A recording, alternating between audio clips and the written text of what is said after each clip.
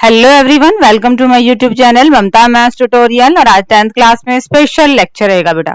हम important question की series कर रहे थे और उसी सीरीज में हम डिस्कस कर रहे थे हरियाणा बोर्ड की तरफ से जो सैंपल पेपर इशू हुआ है उसका पार्ट 2 ऑब्जेक्टिव टाइप क्वेश्चंस वाला जो पेपर है वो उसके फर्स्ट 20 सम हम ऑलरेडी डिस्कस कर चुके हैं और उस लेक्चर का लिंक भी आपको बेटा डिस्क्रिप्शन बॉक्स में मिल जाएगा। आज हम डिस्कस करेंगे आगे के 20 ऑब्जेक्टिव क्वेश्चंस को। Question number 21, the common point of a tangent to a circle and the circle is called dash। वृत्त और उसकी स्पर्श रेखा के उभयनिष्ठ बिंदु को क्या कहते हैं बेटा? स्पर्श बिंदु कहते हैं। Point of contact.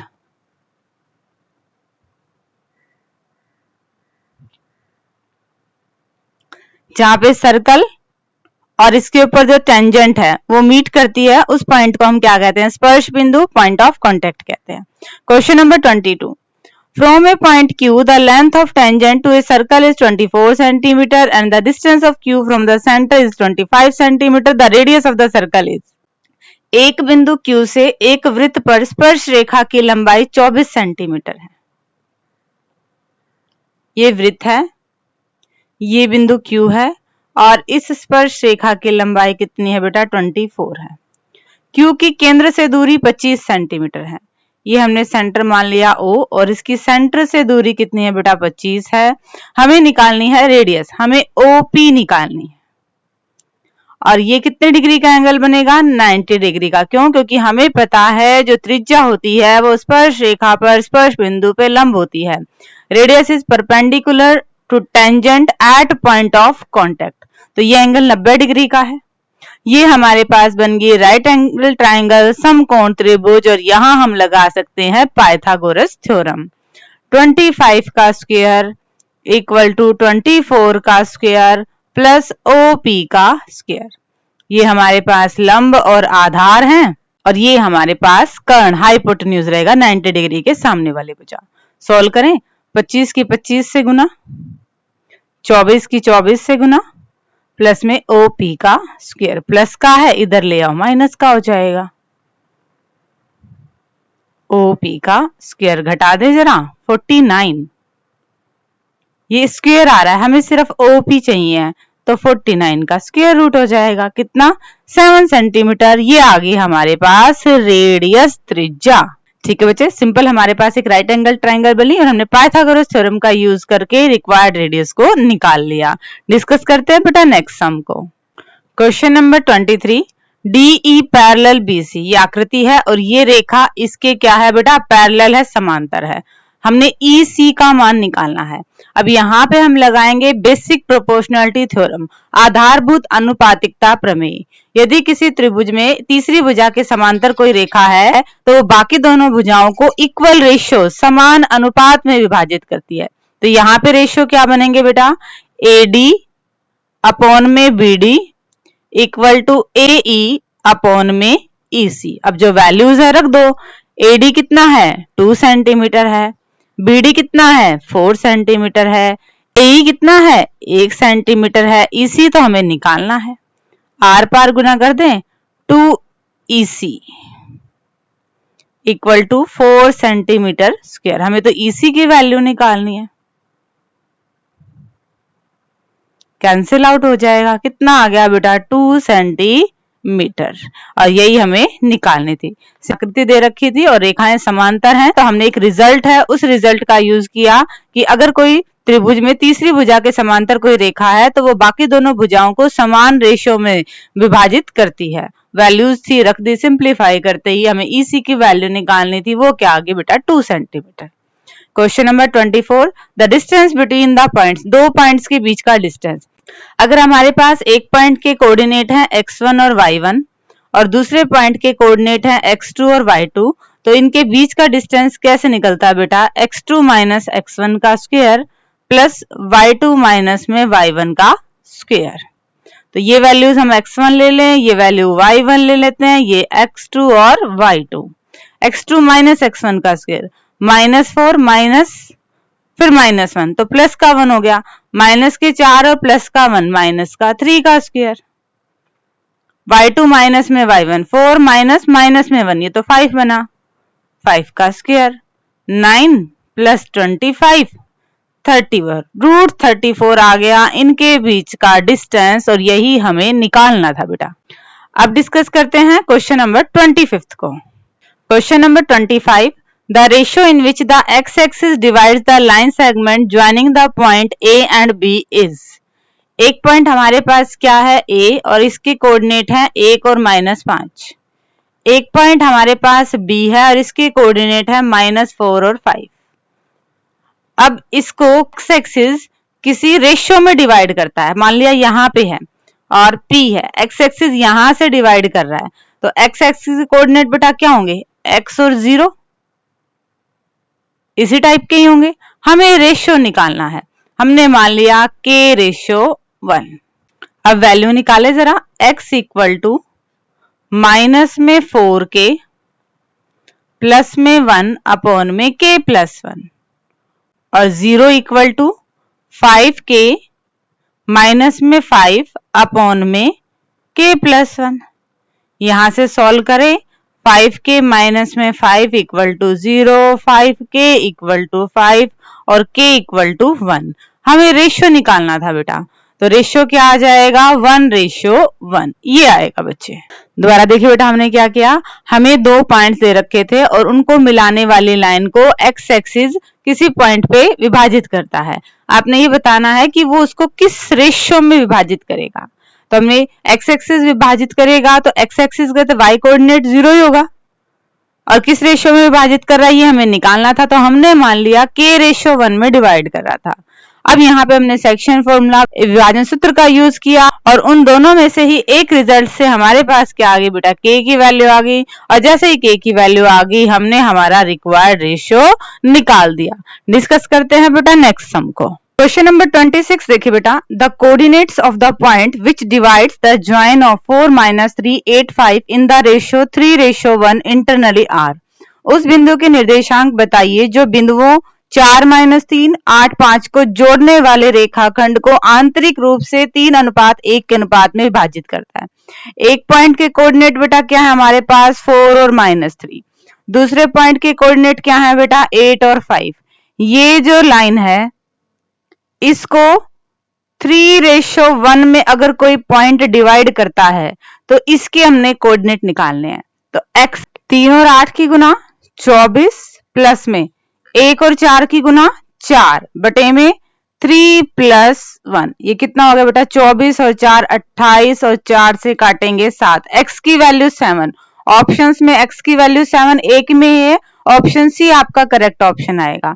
y की वैल्यू भी निकाल के देख लो, 3 और 5 की गुना 15, 1 और -3 की गुना तो -3 अपॉन में 3 + 1, 15 में से 3 गए 12, 12 को 4 से काटेंगे तो क्या आएगा बेटा, 3 ही आएगा। ठीक है।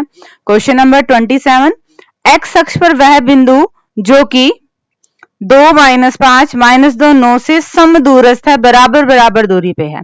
अब बेटा बिंदु एक्स अक्ष पे है, मतलब वहां पे y की वैल्यू 0 है, तो ऑप्शन में y की वैल्यू 2 में है, तो या तो ऑप्शन बी आएगा सही या ऑप्शन सी आएगा। तो निकाल के देख लेते हैं हम। एक पॉइंट क्या हमारे पास, 2 और -5, और दूसरा पॉइंट क्या है, -2 और 9। जो पॉइंट हमने निकालना है उसकी हमने कोऑर्डिनेट मान लिए x और 0। इन दोनों की दूरी क्या हो जाएगी बेटा, x - 2 का स्क्वायर प्लस में 0 माइनस माइनस में 5 ही रहेगा, किसके बराबर आ जाएगा, x + 2 का स्क्वायर प्लस में माइनस में 9 का स्क्वायर।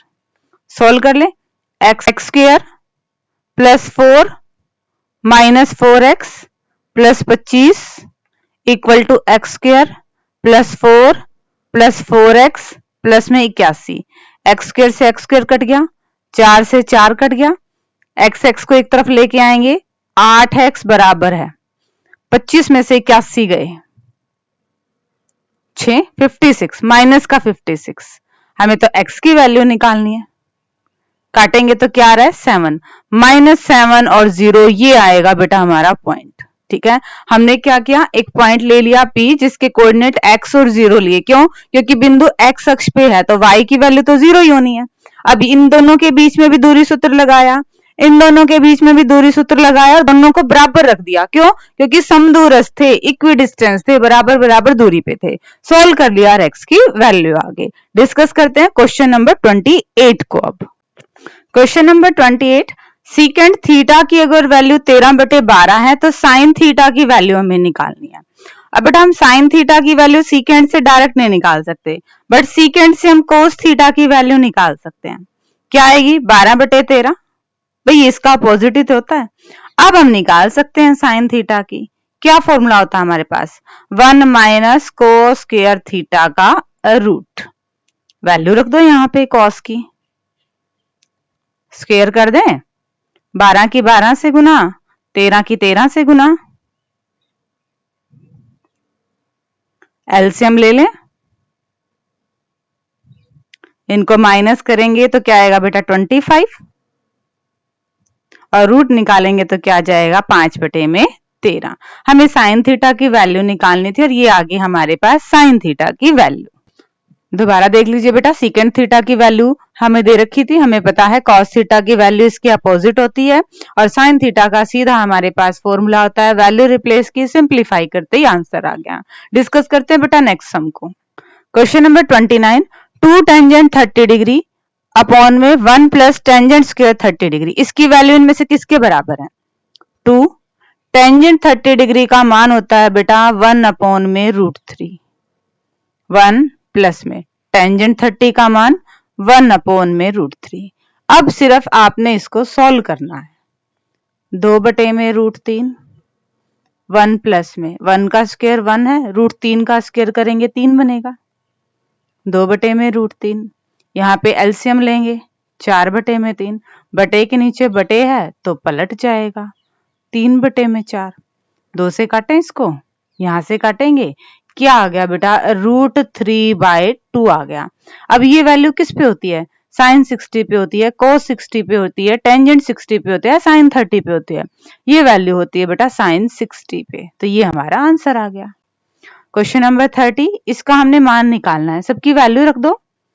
2 टेंजेंट 45, टेंजेंट 45 की वैल्यू होती है बेटा 1। कॉस स्क्वायर 30, कॉस 30 की वैल्यू होती है बेटा √3/2। साइन स्क्वायर 60, साइन 60 की वैल्यू होती है बेटा √3/2। अब सेम टर्म है, एक प्लस में एक माइनस में कट गया, ये तो क्या आ गया? इसका मान 2 आ गया। इसके लिए एक टेबल दे रखी है बेटा बुक में, वो टेबल आपको याद होनी चाहिए, तभी आप वैल्यूज को रिप्लेस कर पाओगे। ठीक है, डिस्कस करते हैं question number 31। Question number 31, area of sector निकालना है, वृत्त के त्रिज्य खंड का क्षेत्रफल निकालना है। आर दे रखी है और एंगल दे रखा है, सीधा सीधा फॉर्मूला होता है pi are square theta by 360 degree. Most important formula है, इससे रिलेटेड क्वेश्चन आने के 100% चांसेस हैं बेटा। पाई की वैल्यू हमने रखी है, आर कितना हमारे पास 14 है, आर स्क्वायर है तो 2 बार रखेंगे, थीटा कितने डिग्री का है? 60 डिग्री का है।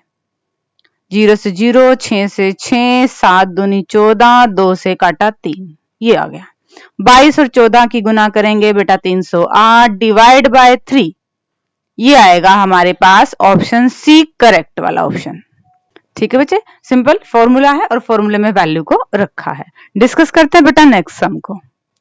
क्वेश्चन नंबर 32, एक घड़ी की मिनट की सुई की लंबाई 7 सेंटीमीटर है। The length of the minute hand of a clock is 7 centimetre. घूम रही है तो एक तरह से आर है हमारे पास। इस सुई द्वारा 15 मिनट में बनाए गए भाग का क्षेत्रफल, the area swept by the minute hand in 15 minutes. But 60 minute में घड़ी की सुई कंप्लीट घूम जाती है, मतलब 360 डिग्री का एंगल बनाती है। 1 मिनट में वो 6 डिग्री का एंगल बनाएगी। हमारे पास कितने मिनट है बेटा? 15 मिनट है, तो 15 मिनट में कितने डिग्री का एंगल बनाएगी? वो 90 डिग्री का एंगल बनाएगी। हमारे पास आर भी है और हमारे पास थीटा भी आ गया। एरिया निकालना है, area of a sector, pi are square theta by 360 degree. Value रख दी पाई की, आर की, थीटा की। 7 से 7, इसको काटेंगे 4 से कटेगा, 2 से काट दें, 77/2 सेंटीमीटर स्क्वायर। ठीक है, सिंपल सा फॉर्मूला है बेटा, पाई आर स्क्वायर थीटा बाय 360। इसने इनडायरेक्टली कह दिया कि घड़ी की जो मिनट की सुई है ना, उसकी लंबाई इतनी है, मतलब एक तरह से इसने क्या दे दिया, हमें रेडियस दे दिया है। और 15 मिनट में हमें बताना था कि ये कितना आपके पास एंगल बनाने वाली है। अब वैसे भी देखें तो 15 मिनट में सीधा ही घड़ी हमारे पास 90 डिग्री का एंगल बनाएगी, बट 90 डिग्री का एंगल किस तरह से आया वो भी मैंने करके दिखा दिया है। हो सकता है यहाँ पे 15 मिनट की जगह 5 मिनट का आ जाए, तो आप इस तरह से कैलकुलेट कर लेंगे कि थीटा कितने डिग्री का बनेगा। क्वेश्चन नंबर 33, 21 सेंटीमीटर की ऊंचाई और 5 सेंटीमीटर आधार की त्रिज्या वाले लंब बेलन का आयतन volume of right circular cone क्या आएगा बेटा, 1/3 पाई आर स्क्वायर एच। आर भी है, एच भी है। पाई की वैल्यू हम रख दे 22/7। आर कितना है हमारे पास, 5 है। एच कितना है हमारे पास, 21 है। 7 से काटे, 3 से 3 कट गया। 5 और 5 की गुना 25, और 25 और 22 की गुना कर दो, 550 आएगा सेंटीमीटर क्यूब, क्योंकि बात वॉल्यूम की हो रही है। ठीक है, यहाँ पे आप यूनिट का जरूर ध्यान रखेंगे, सेंटीमीटर स्क्वायर मत कर देना बेटा, वो एरिया में होता है। आयतन वॉल्यूम में हमारे पास पावर 3 हो जाती है यूनिट की। तो ये क्वेश्चन तभी कर पाएंगे आप अगेन जब आपको फॉर्मूला पता होगा कि राइट सर्कुलर कोन का वॉल्यूम का फॉर्मूला क्या होता है। यहाँ पे एक चीज और बेटा, यहाँ पे तो कोन दे रखा है और यहाँ पे बेलन दे दिया, तो अलग अलग आ गया है। तो यहाँ पे अगर आपको बेलन का निकालना है तो आप कौन सा फॉर्मूला लगाएंगे बेटा, पाई आर स्क्वायर एच का फॉर्मूला लगाएंगे। कोन का फॉर्मूला क्या होता है, 1/3 पाई आर स्क्वायर एच। कब, किस केस में, जब उनका वॉल्यूम निकालना है। अगर आप हिंदी मीडियम के स्टूडेंट हैं तो आप हिंदी मीडियम वाली स्टेटमेंट को फॉलो करेंगे, और अगर इंग्लिश मीडियम से पेपर कर रहे हैं तो आप इंग्लिश मीडियम वाली स्टेटमेंट को फॉलो करेंगे। वैसे ऐसा होता नहीं है अगर पेपर में आ जाए इस टाइप का कि अलग अलग स्टेटमेंट हो, अगर आ जाती है तो वहां पे फिर ग्रेस मार्क्स मिल जाते हैं। डिस्कस करते हैं नेक्स्ट सम को। Question number 34, the volume of the sphere of radius 8 centimetre. गोले का आयतन, फॉर्मूला आना चाहिए बेटा 4/3 पाई आर क्यूब। सिर्फ आर की आपने वैल्यू रखनी है, गुना करनी है और वो आपका आंसर आ जाएगा। 4/3 पाई की हम वैल्यू रख दें। आर कितना है बेटा हमारे पास, 8 गुना 8 गुना 8। यहाँ पे तो कोई टर्म नहीं कट रही है, कोई बात नहीं, ऊपर ऊपर वालों की गुना कर दीजिए, नीचे नीचे वालों की गुना कर दीजिए, बटे में आंसर आ जाएगा। ठीक है, क्वेश्चन नंबर 35, त्रिज्या 4 सेंटीमीटर, आर हमें क्या दे दिया, 4 सेंटीमीटर दे दिया है, किसकी, गोले की। उसको पिघला दिया, मेल्ट कर दिया और क्या बना दिया, एक बेलन बना दिया। एक गोला है बेटा, इस गोले को पिघला के क्या बना दिया, एक बेलन बना दिया, और बेलन की एच हमें निकालनी है, रेडियस कितनी है, 2 है, और ये जो गोला था इसकी रेडियस कितनी थी, 4 थी। यानी कि एक चीज को कन्वर्ट किया है दूसरी चीज में। जब भी ऐसी बात आ जाए तो दोनों का हम वॉल्यूम निकालते हैं और उनको बराबर रख देते हैं। अब इसका आयतन हमारे पास क्या आएगा, 4/3 पाई आर क्यूब। इसका आयतन हमारे पास क्या आएगा, पाई आर स्क्वायर एच। दोनों बराबर हैं, पाई से पाई काट दो। अब हम वैल्यू रखेंगे 4/3, इसकी आर कितनी है बेटा, 4 है। आर स्क्वायर, इसकी आर कितनी है बेटा, 2 है। हमें तो एच निकालनी है, एच को एक तरफ बाकी टर्म दूसरी तरफ ले आओ। गुना में है, इधर आ जाएंगे तो ये चीजें भाग में आ जाएंगी। 2 दूनी 4, 4 चौके 16, 16 चौके 64, 64/3 आएगी एच। ऑप्शन बी आपका क्या आ गया बेटा, करेक्ट ऑप्शन आ गया। दोबारा देखिए बेटा, इस टाइप की क्वेश्चंस में हम क्या करेंगे, जब एक चीज को पिघला के दूसरी बनाई जाती है, एक चीज को मेल्ट करके रिकास्ट किसी और शेप में किया जाता है, तो हम दोनों का वॉल्यूम बराबर कर देते हैं। यहाँ पाई से पाई इसलिए काट दिया ताकि आपकी कैलकुलेशन आसान हो जाए, क्योंकि दोनों ही साइड पाई की वैल्यू 22/7 थी। यहाँ आर और आर मत काट देना आपस में, क्योंकि इसकी आर 4 सेंटीमीटर और इसकी आर 2 सेंटीमीटर है, दोनों अलग अलग है। वैल्यूज रखी है, एच निकालना था, एच एक तरफ, बाकी सारी टर्म एक तरफ, और ये हमारा आंसर आ गया। क्वेश्चन नंबर 36, उस घटना की प्रायिकता जो घटित नहीं हो सकती, the probability of an event that can not happen is 0 होती है बेटा। और ऐसी घटना को हम क्या कहते हैं, असंभव घटना कहते हैं। असंभव घटना, इंग्लिश में उसको बोलेंगे हम इम्पॉसिबल इवेंट। ठीक है बच्चे, डिस्कस करते हैं क्वेश्चन नंबर 37 को। Question number 37, which of the following can not be the probability of an event. निम्न में से कौन सी संख्या किसी घटना की प्रायिकता नहीं हो सकती है। क्वेश्चन को बेटा ध्यान से देखेंगे। किसी भी घटना की प्रायिकता माइनस में कभी नहीं हो सकती, ये आएगा बेटा आपका आंसर। क्वेश्चन नंबर 38 को डिस्कस करते हैं अब। Question number 38, a die is thrown once, एक पासे को एक बार फेंका, the probability of getting a prime number, अभाज्य संख्या प्राप्त करने की प्रायिकता। जब एक पासे को फेंकेंगे तो बेटा टोटल आउटकम तो 6 आएंगे, 1 भी आ सकता है, 2 भी, 3 भी, 4 भी, 5 भी और 6 भी। अब इनमें से प्राइम नंबर अभाज्य संख्या देखो कितनी है, 1, 2, 3 है, तो प्रोबेबिलिटी क्या हो जाएगी बेटा, 3/6 काटेंगे तो क्या आ जाएगी, 1/2। 39, इसका हमने क्या निकालना है, माध्य, मीन निकालना है। थोड़ा सॉल्व करना पड़ेगा ये तो। 0 से 4, 4 से 8, 8 से 12, 12 से 16 और 16 से 20। F5 क्या है, 5, 4, 5, 2, 4, इनको जोड़ ले, 5 और 4 9, 9 5 14, 15 16 और 4 20। XI निकाल ले। XI कैसे, इन दोनों को जोड़ के उसका हाफ कर दो, 4 का हाफ करेंगे 2, 8 और 4 12, 12 का हाफ करेंगे 6, 12 और 8 20, 10, 16 और 12 28, 14, ये 36, 36 का आधा 18। अब क्या निकाल लें हम, F5 XI निकाल लेते हैं।